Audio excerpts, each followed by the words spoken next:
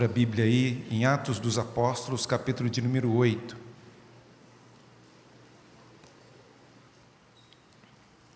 Versículos de 1 a 8. Diz assim a palavra do Senhor: Naquele dia, levantou-se grande perseguição contra a igreja em Jerusalém. E todos, exceto os apóstolos, foram dispersos pelas regiões da Judéia e Samaria. Alguns homens piedosos sepultaram Estevão e fizeram grande pranto sobre ele. Saulo, porém, assolava a igreja, entrando pelas casas e arrastando homens e mulheres, encerrava-os no cárcere. Entre mentes, os que foram dispersos iam por toda parte pregando a palavra. Filipe, descendo a cidade de Samaria, anunciava-lhes a Cristo. As multidões atendiam unânimes às coisas que Filipe dizia, ouvindo-as e vendo os sinais que ele operava. Pois os espíritos imundos de muitos possessos saíam gritando em alta voz, e muitos paralíticos e coxos foram curados, e houve grande alegria naquela cidade. Vamos orar? Senhor, muito obrigado pela Tua palavra, e pedimos que o Senhor incomode o nosso coração, conforte o nosso coração, anime a nossa vida da responsabilidade que nós temos de anunciar e pregar o Evangelho da salvação. Que o Senhor use a minha vida para abençoar a Tua igreja. E aquilo que o Senhor já falou no meu coração, fale ao coração da Tua igreja. Que de maneira alguma, ó Pai, eu venha empobrecer a Tua palavra. Que o Teu Santo Espírito aplique sobre cada vida essa porção preciosa da Tua palavra. Ilumine o nosso entendimento para compreender e viver o que o Senhor nos instrui. Nós oramos assim em nome de Jesus, o nosso Salvador. Amém. Queridos, no dia de ontem a nossa denominação completou 164 anos de história aqui no Brasil. E essa data é marcada por causa do missionário que sai dos Estados Unidos e vem para o Brasil no dia 12 de agosto de 1859. Ele chega aqui ao Brasil, o missionário Asbel Green Simonton, com 26 anos de idade. Simonton era neto de pastor, sobrinho de pastor, filho de um deputado americano. Ele faz sua profissão de fé em 1855. Em 1856 ele vai para o seminário. E no seminário, no primeiro ano de seminário, ele ouve o sermão de um grande teólogo, Charles Rhodes.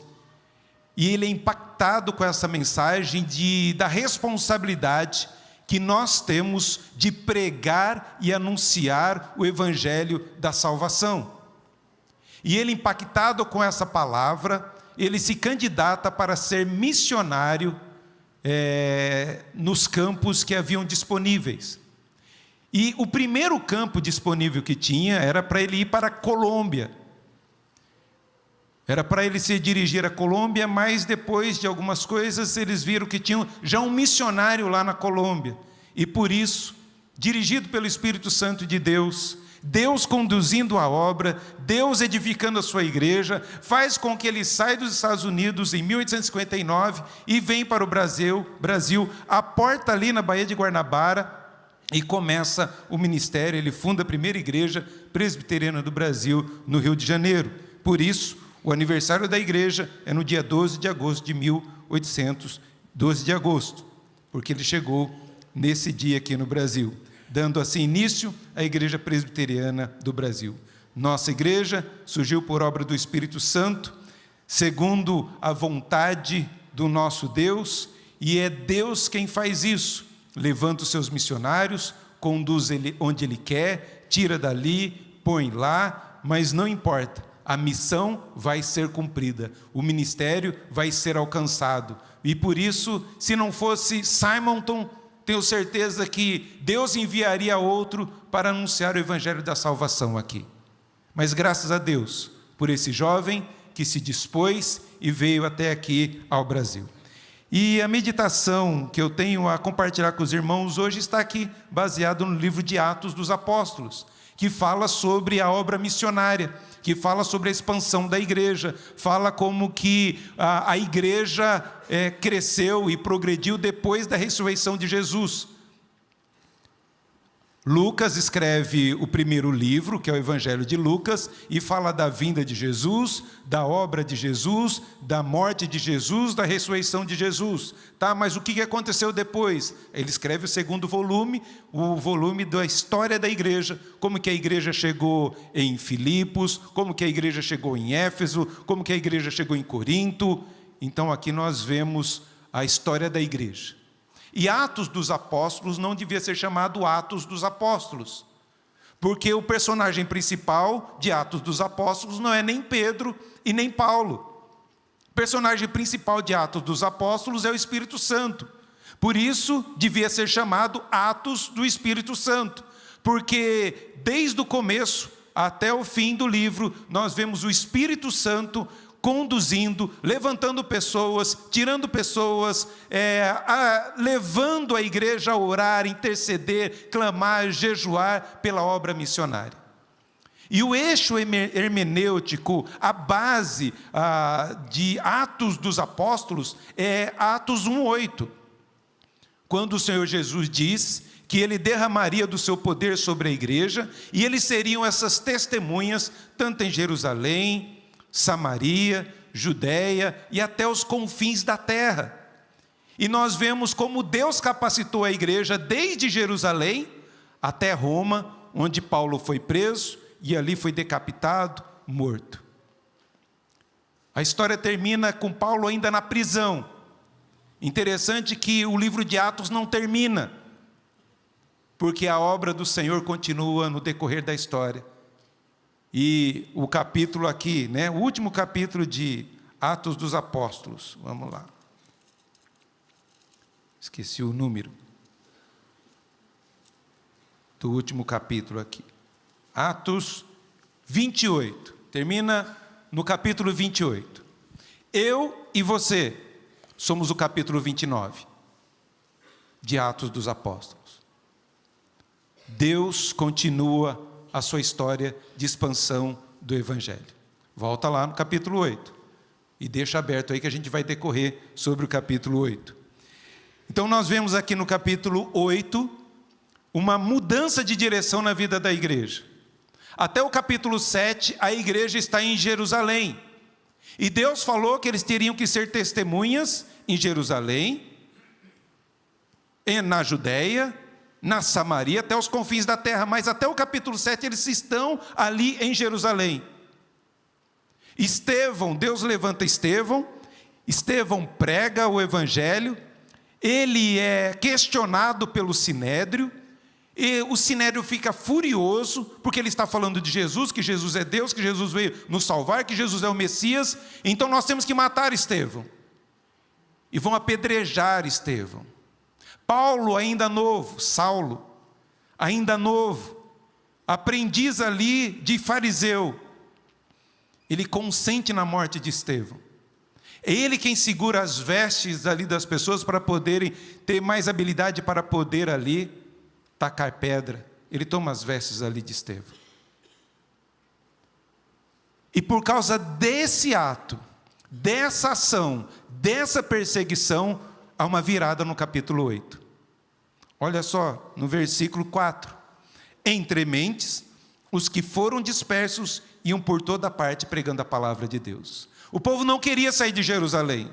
Por isso Deus promove uma perseguição. E essa perseguição faz com que a igreja se espalhe, se expanda, para que possa anunciar o Evangelho como Deus tinha ordenado. Jerusalém, na Judeia, Samaria, até os confins da terra. O que nós podemos aprender com essa lição? Nós que no mês de agosto estamos falando sobre missões, qual é a nossa responsabilidade nessa caminhada missionária? Qual deve ser o meu papel e o seu papel? Como Deus escrevendo o capítulo 29 de Atos dos Apóstolos. Qual é a minha responsabilidade e a sua responsabilidade? de anunciar e pregar o Evangelho. O que esse texto nos ensina sobre a nossa caminhada missionária? A igreja e a sua caminhada missionária, como nós devemos viver como igreja. Na caminhada da missão, o soberano Deus faz com que a perseguição promova a missão. Deus faz com que haja uma perseguição, haja seja pessoas presas, pessoas sejam apedrejadas, para que a igreja acorde e saia e proclame o Evangelho. Olha só o versículo de número 1, como dá ênfase daquilo que está acontecendo na igreja. Levantou-se grande perseguição. Muita perseguição estava acontecendo na igreja. Além dessa perseguição, também fala aqui, no versículo de número 2, grande pranto estava sobre eles, por causa da morte de Estevão. Além da perseguição, muito choro. E além da perseguição e muito choro, há também o quê? Saulo assolava a igreja, arrastava a igreja, humilhava a igreja. Estava querendo destruir a igreja, tanto pegando homens e mulheres para serem presos. E isso estava na agenda de Deus. Deus permitiu isso. Deus permitiu a morte de Estevão. Deus permitiu para que essa igreja fosse perseguida, para que hoje eu e você pudéssemos ouvir do Evangelho do Senhor Jesus. Será que nós não estamos precisando de uma perseguição para que saiamos da nossa zona de conforto e venhamos anunciar o Evangelho da salvação? Houve uma certa pessoa que perguntou ao grande teólogo, se a igreja for perseguida, ela vai ser mais fiel a Jesus? E esse teólogo disse, não.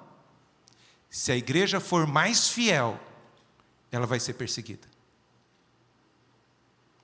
Será que nós estamos sendo parecidos com Jesus? Como Estevão?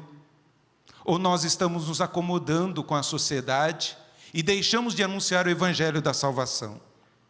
Deus usou a perseguição para lançar a igreja como semente, para germinar em outras terras, para que pudesse frutificar. A perseguição é o vento que atiça o fogo do Espírito. Em vez de destruir a igreja, em vez da perseguição destruir a igreja, promove a igreja, faz com que a igreja cresça mais e mais, para a glória do Senhor.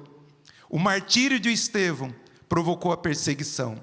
A perseguição desembocou na dispersão, e a dispersão redundou em evangelização. Glória a Deus por Ele permitir a perseguição, morte de homens e mulheres, crianças, para que a igreja saísse do seu conforto e anunciasse o Evangelho. A perseguição não é um acidente de percurso na agenda de Deus. A perseguição é o propósito de Deus, é a motivação que Deus faz para a igreja anunciar e proclamar o Evangelho. Mesmo quando a igreja é perseguida, Deus continua no controle. Mesmo quando a igreja é perseguida, Deus está com ela. Mesmo quando a igreja sofre, ela é consolada pelo Senhor Jesus. Por isso, não tenhamos medo da perseguição. Porque o Senhor Jesus prometeu que ia estar conosco todos os dias bons e todos os dias de perseguição, o Senhor iria estar conosco. Eu digo, você já foi perseguido alguma vez por causa da sua fé? Vivemos num país livre, que nos dá essa liberdade. No entanto, o contexto que nós vivemos... não vem falar de religião. Você vem com essa coisinha aí, vai acontecer processo em você, hein? Você é cristão, mas tem que fazer isso daqui. Você abre mão do seu cristianismo para você ganhar mais? Olha, esse trabalho aqui vai fazer com que você possa ser promovido, mas você tem que fazer algumas coisinhas para a gente. O nosso nível de perseguição é muito pequeno. E muito baixo comparado aos nossos irmãos no Oriente Médio, em países comunistas, onde você não pode ter uma Bíblia. Se você for pego com uma Bíblia, você é preso Será que Deus tem que promover isso para que nós possamos acordar? Deus nunca abandonou a sua igreja. Na história da igreja nós vemos essa perseguição. Paulo prendia os crentes, encarcerava os crentes, mas cada vez a igreja crescia mais. A igreja continuou crescendo com mais ousadia. Os imperadores romanos tentaram deter a igreja, queimando crentes e jogando eles nas arenas, nos coliseus. Porém, a igreja se multiplicou e cresceu mais e mais. Em 1553, a rainha Maria Tudor, ou a Maria Sanguinária, mandou queimar em praça pública os líderes da igreja e promoveu um verdadeiro banho de sangue. Porém, com sua morte precoce, em 1558, a igreja da Inglaterra floresceu com mais vigor e surgiu um dos movimentos mais poderosos da história da igreja, os puritanos. Isso aconteceu por causa da perseguição. As perseguições japonesas e comunistas na Coreia do Sul não conseguiram destruir a igreja. Ao contrário, a igreja sul-coreana é uma das mais robustas e crescentes do mundo. Em 1849, o governo chinês foi derrotado pelos comunistas e 637 missionários da missão para o interior da China foram obrigados a deixar o país. Anos depois, os cristãos na China eram 40 vezes maiores do que quando os missionários estavam lá. A igreja chinesa, que é escondida, que não está na caneta do governo, que é proibido você adorar a Deus lá na China com liberdade. Um amigo meu que estudou comigo, pastor Mário Freitas, ele foi pego lá na China pregando o evangelho, prenderam ele. Mas ele não desistiu, continuou pregando, servindo ao Senhor. Ninguém pode deter os passos da igreja. Ninguém pode calar a voz da igreja.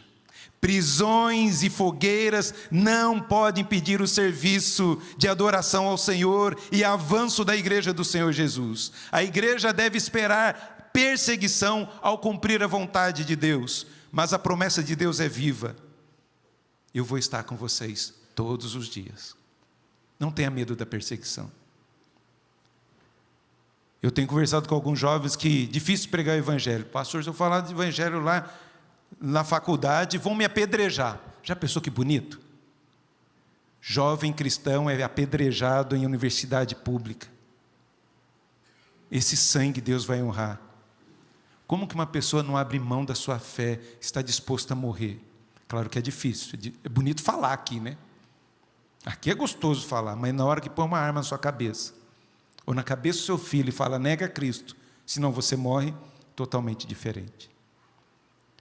Por isso, a perseguição foi o promotor para a igreja avançar e progredir mais e mais. Será que você oraria por isso? Deus, permita que o Senhor venha peneirar a tua igreja, que possa haver perseguição para os verdadeiros cristãos ser evidenciados, e os falsos cristãos, o joio ser lançado fora.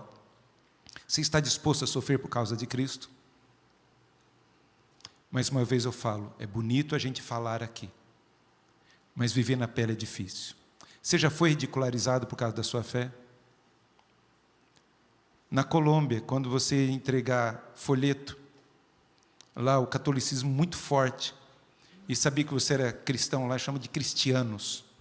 Quando você entregava um folheto, eles cuspiam na sua mão. Um folheto, uma cuspida.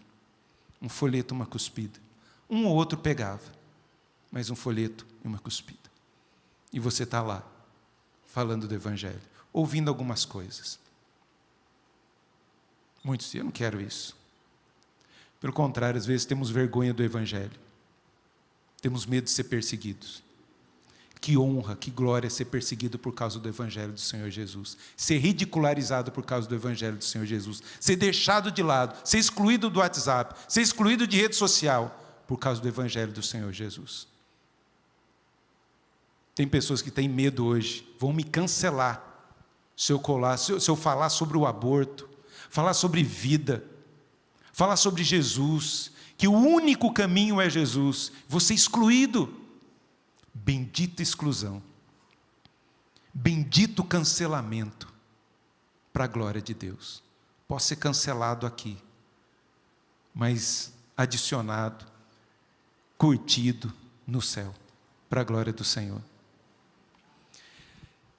No caminho da missão, não só Deus promove a perseguição para que a missão continue, mas também, no caminho da missão, o soberano Deus faz com que cada crente seja um missionário. Os apóstolos estavam pregando o evangelho, mas aí houve a perseguição. Os apóstolos ficam em Jerusalém, eles suportam as perseguições, mas os crentes vão, eles saem, eles se espalham. Versículo 4, mais uma vez: entre mentes os que foram dispersos iam por toda parte pregando a palavra. Cada cristão, cada servo do Senhor saiu anunciando o evangelho da salvação. Lembrando, perderam casas, perderam empregos, perderam famílias, mas não perderam o melhor, o evangelho do Senhor Jesus. Eles perderam tudo, menos uma coisa: Jesus, a maior de todas as coisas. Porque para eles, evangelho, missão, evangelismo, não é um programa da igreja, é um estilo de vida. Viver o evangelho não é um programa da igreja, vamos fazer um encontro evangelístico. Não. Evangelho e missão é um estilo de vida. Onde eu for, onde eu estiver, eu sou um evangelista, eu sou um missionário. Porque quem não é missionário é um campo missionário. Tem que pregar o evangelho para essa pessoa. A igreja que não evangeliza tem que ser evangelizada. Por isso, Deus permitiu a perseguição para que os crentes saíssem. Eles não murmuraram, não reclamaram, não choraram as suas perdas, mas eles se alegraram por poder ser instrumentos nas mãos do Senhor. Lembrando, Estevão era um instrumento de Deus. E agora Deus levanta outra pessoa. Quem que vai pregar o evangelho? Estevão morreu, que vai ser da igreja? Deus levanta Filipe. Olha só o versículo 5. Filipe, descendo a cidade de Samaria, anunciava-lhes a Cristo. O detalhe aqui é Samaria. Ninguém queria ir para Samaria. Tinham preconceitos de Samaria. O quê? Eles na nossa igreja? O que vão pensar de nós? Filipe não se preocupou com isso. Eu quero ir na Samaria. Esse povo mestiço, esse povo idólatra, esse povo que não adora em Jerusalém, eu quero pregar lá. E ele foi e pregou. Deus levanta Filipe para proclamar o evangelho. Deus levantou a igreja para sair e proclamar o evangelho da salvação. A missão aqui é definida por eles com essas pessoas. Muitas vezes definimos a nossa vida cristã, o estar na igreja, mas eles definiram a vida porque abraçaram o evangelho.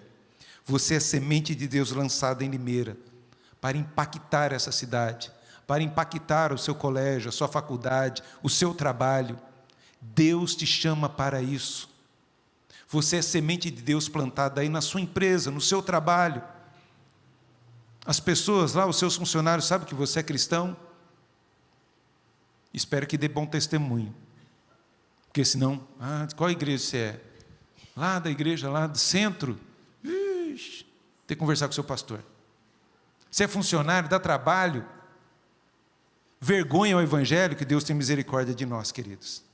Você é a semente de Deus lançada para impactar vidas, para usar o testemunho, o impacto do evangelho nessa igreja em Atos dos Apóstolos. Mesmo perdendo tudo, não perderam o evangelho, porque o evangelho é que definia eles. O evangelho não é um programa, mas um estilo de vida.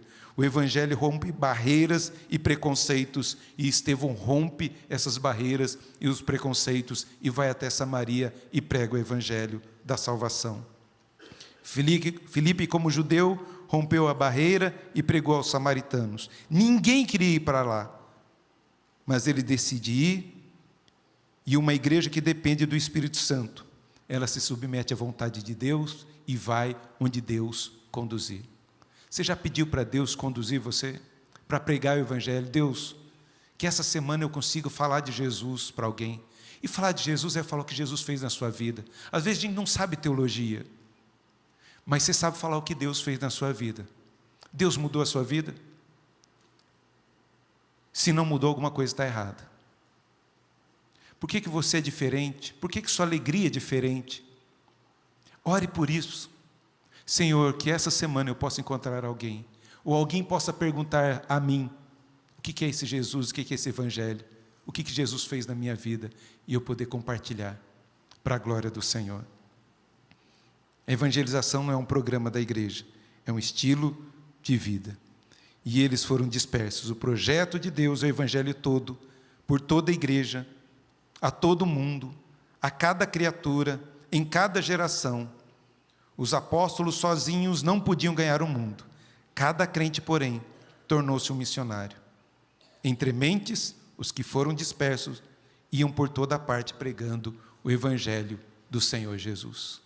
E por último, queridos, esses missionários, eles não guardaram para si o Evangelho. Como nós poderíamos ser mesquinhos, em sendo alvos da graça de Deus, deixar de anunciar o Evangelho da graça. Você foi alvo do Evangelho do Senhor Jesus. E alvo do Evangelho do Senhor Jesus é ser tirado do inferno.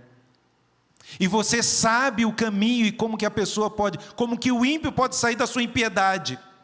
Não deixe o ímpio morrer na sua impiedade, isso é terrível, porque você sabe o caminho, você sabe a bênção. Algumas pessoas dizem que evangelho é um mendigo que encontrou uma mesa farta de comida e convida outros mendigos para sentar juntos à mesa. Nós todos somos mendigos, que precisamos anunciar a outros que tem comida. Nós encontramos o caminho, precisamos anunciar a outros que existe um caminho. Não seja mesquinho, não seja tacanho, de guardar a graça do Evangelho só para você. Deus te chamou como missionário, como evangelista, para sair daqui hoje e anunciar essa salvação. Terceiro, no caminho da missão, vemos o poder de Deus na missão. O Evangelho tem esse poder transformador. Olha só o que acontece, versículo 6, as multidões atendiam unânimes as coisas que Filipe dizia, ouvindo-as e vendo os sinais que ele operava. É interessante que lá no capítulo de número 6, versículo de número 8, fala que Estevão fazia sinais e prodígios, mas ele morreu. O que vai ser agora? Deus levanta Filipe, porque a obra de Deus não é de uma pessoa, não é de uma igreja, não é de uma denominação, é o Espírito Santo que nos conduz.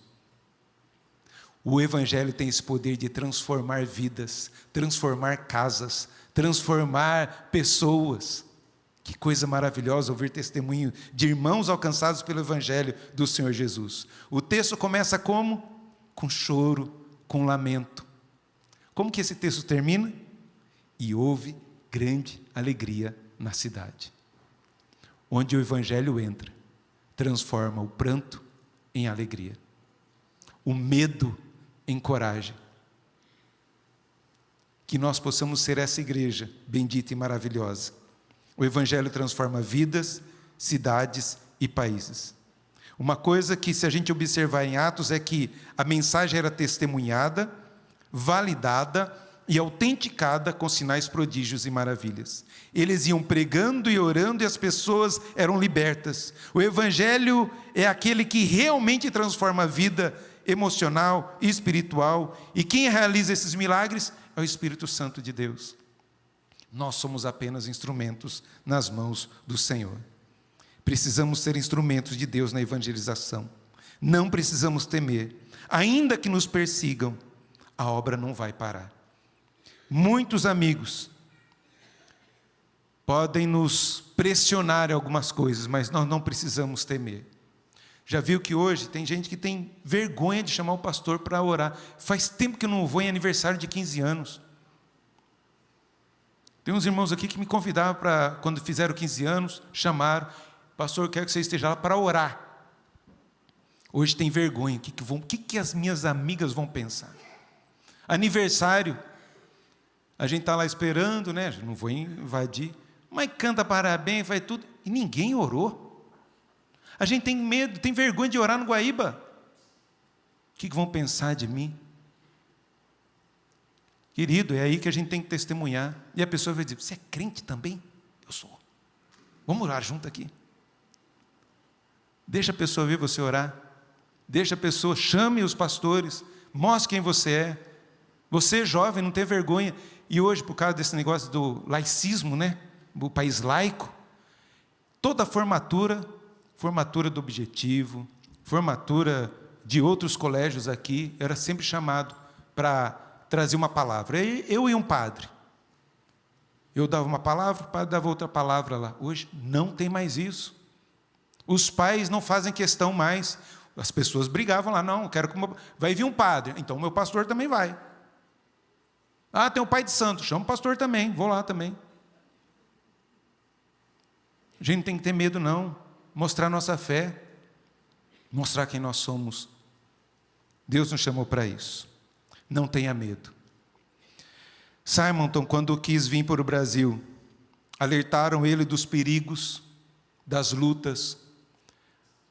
Ele estava deixando o conforto de um país seguro para um país inseguro. E estavam tentando fazer ele mudar de ideia. E olha a resposta de Simonton, escrito no seu diário. Quando as pessoas falaram para ele não ir para o Brasil, que era muito perigoso. Não há lugar mais perigoso para um homem do que fora da vontade de Deus. Porém, o lugar mais perigoso é totalmente seguro quando se está fazendo a vontade do Senhor. Apesar de todos os riscos, este ainda é o lugar mais seguro do mundo para eu estar. Que nós possamos ter essa intrepidez e essa coragem. Você já pensou em mudar de emprego para ir para outro país para anunciar o Evangelho? Você tem uma habilidade que tem uma região, um país onde não pode pregar o Evangelho. E você usar a sua habilidade para ir para pregar o Evangelho. Tem um irmão aqui que queria ir, ele ter uma habilidade, uma formação, queria ir para o Senegal. Ele veio, pastor, lá como que é? Lá não pode falar de Jesus abertamente. Mas, você ganhou filho agora há pouco, cuide de sua família agora, no tempo certo Deus leva você. Sabe esse fogo de novo convertido? Estava querendo ir, mas cuida aí da esposa e do filhinho. Mas no momento certo, vá e pregue o Evangelho do Senhor Jesus. Você tem habilidades que Deus pode usar você em países onde um pastor não pode entrar. Mas você pode entrar. Estude pensando nisso. Vou fazer faculdade, eu vou estudar, e na hora de conseguir um emprego, eu vou para tal país, porque lá eu quero ser bênção, quero ser um missionário.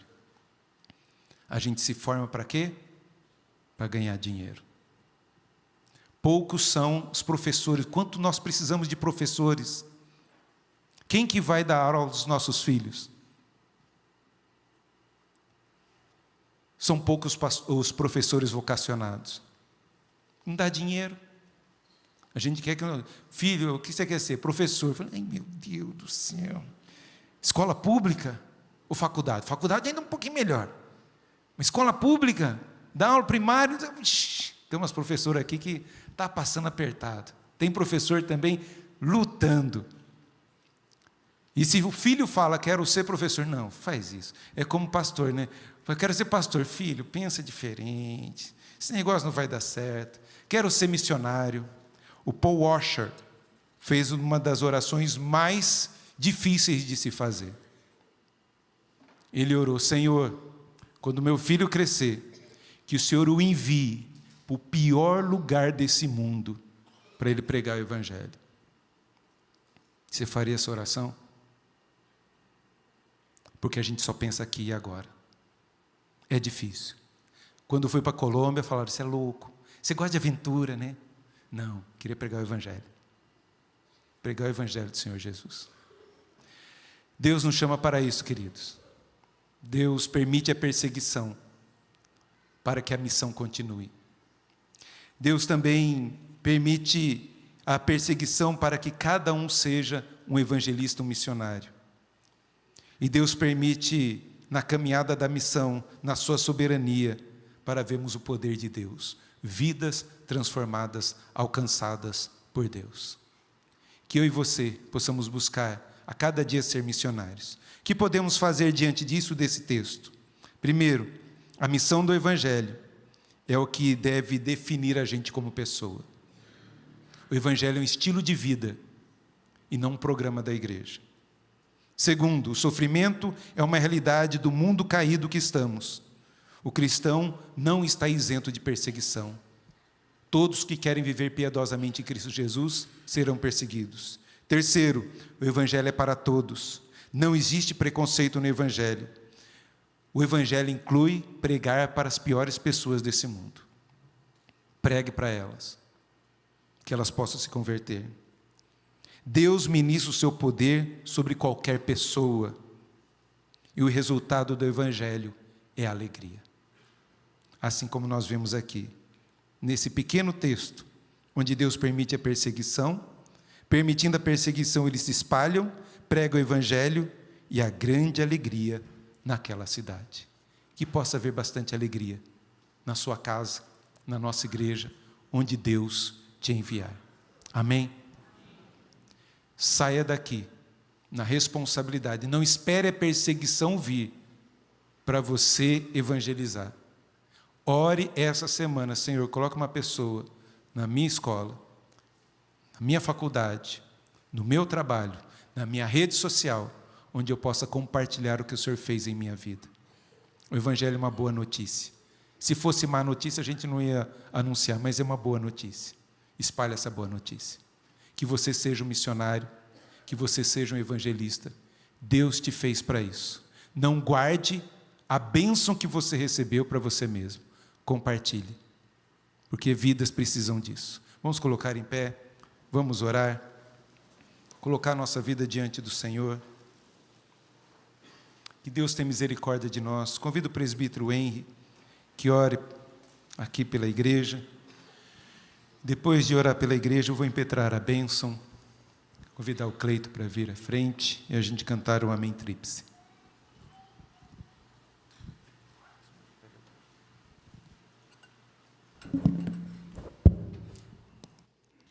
Vamos orar.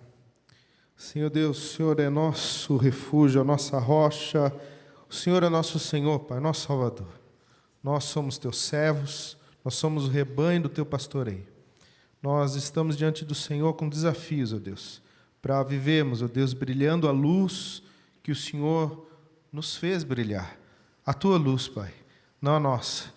Nós temos que salgar esse mundo, Pai. Nós temos que anunciar, Pai, o teu Evangelho, seja isso de forma inoportuna, oportuna, tendo ali, Pai, a liberdade ou não.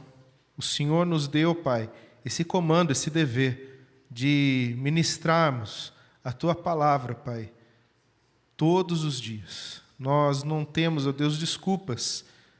Nós não temos, ó Deus, diante do Senhor, nada, Pai, para negarmos, Pai, a grande comissão.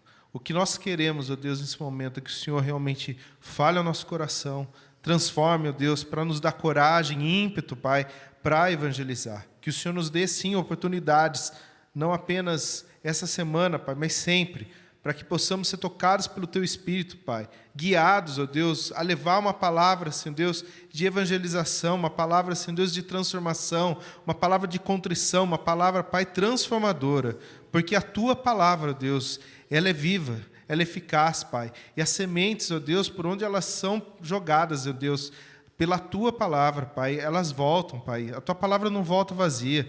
Essas sementes, Pai, elas são realmente edificadas ali, Senhor Deus, e elas vão fazer nascer pela Tua palavra, pelo poder do Senhor.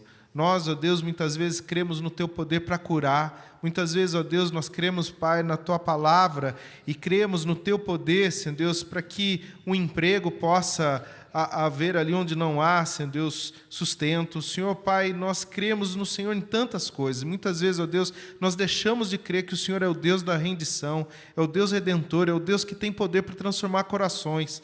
Pai, e o Senhor faz isso através da nossa palavra. Anjos, ó Deus, anelam para escutar, Pai, e desfrutar, Senhor Deus, da evangelização. O Senhor, no entanto, Pai, apenas a nós deixou tudo isso. Clamamos ao Senhor, Pai, nos transforma. Se é através da perseguição, Pai, que isso fará.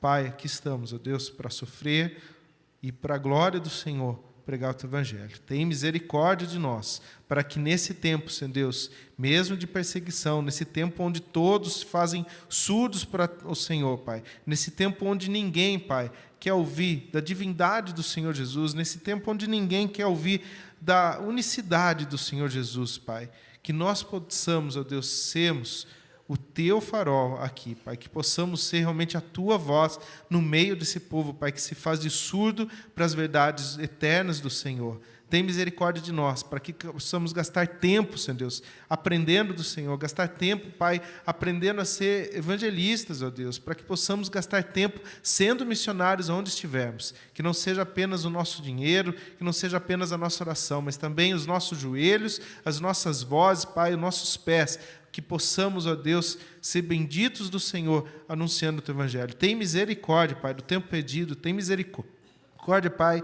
da nossa pequenez, ó Deus, da nossa... quando nós emudecemos, ó Deus, que o Senhor possa nos dar coragem para orar, para levantarmos as mãos, ó Deus, e realmente pregar o Teu Evangelho aonde quer que estejamos, Pai, seja no trabalho, seja na escola, na família, na rua, Pai, para os vizinhos. Tem misericórdia. Transforma, Pai, os nossos negócios, transforma, Senhor Deus, as nossas famílias, para que possamos ser em todo o tempo, Pai, voz do Senhor. É a nossa oração em nome de Jesus. Amém.